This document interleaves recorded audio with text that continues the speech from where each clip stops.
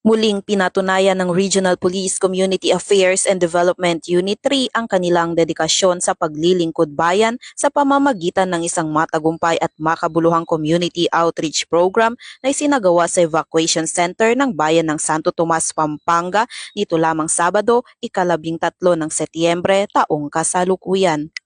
Pinangunahan ang aktibidad ni Police Lieutenant Colonel Lorvin A. Layugan, Officer in Charge ng RP Cadu 3, katuwang ang Regional Community Affairs and Development Division 3 sa ilalim ng pamumuno ni Police Colonel Ferdinand D. Hermino at Santo Tomas Municipal Police Station kasama ang mga first multipliers ng bayan. Sa kabuuan, 300 food packs na naglalaman ng mga pangunahing pangangailangan katulad ng pagkain ang naipamahagi sa mga residente, kabilang ang mga pamilya na naapektuhan ng kamakailang kalamidad at nangangailangan ng dagdag na suporta. Ang aktibidad ay sinabayan ni Police Lieutenant Colonel Layugan ng pagbibigay ng impormasyon hinggil sa mga pangunahing programa ng PNP, kabilang ang kampanya kontra krimen.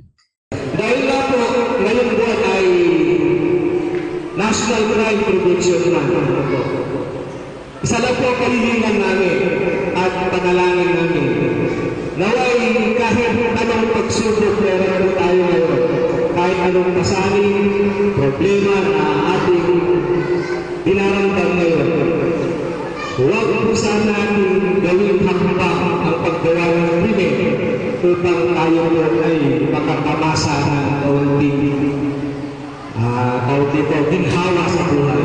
Dahil alam na ninyo, ang ginhawa na nakukuha natin sa paggawa ng krimen ay pangsamantala lamang. Ano po?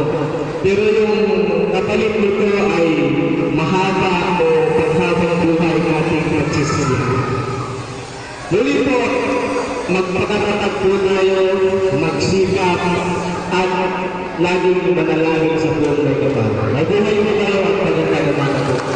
Nagpahayag naman ng pasasalamat ang mga residente sa natanggap na tulong at sa patuloy na presensya ng kapulisan sa kanilang lugar. Ang masasabi ko lang po, ma'am, is dito po sa binigay na biyaya sa amin na mga nasalanta ng paglubog at baha, malaking tulong po para po sa amin mga medyo nahihirapan, minsan na walang trabaho. Sobrang thankful po kami sa mga PNP sa binibigay po sa amin na mga tulong kagaya po ng ganito. At sa mga activity po na sinasalihan namin, nagpapasalamat din po kami at kinikilala din po kami minsan. Thank you po. Maraming salamat po. Nangako ang mga kapulisan na ipagpapatuloy ang mga proyektong maghahatid ng serbisyong panlipunan at magpapatibay ng ugnayan ng PNP at mamamayan tungo sa ligtas, maunlad at mapayapang pamayanan sa gitnang Luzon. Bilang malinaw na patunay na ang kapulisan ay hindi lamang nakatuon sa pagpapanatili ng kapayapaan at kaayusan, kundi maging sa pagtulong sa pagbangon ng mamamayan mula sa iba't ibang hamon ng buhay.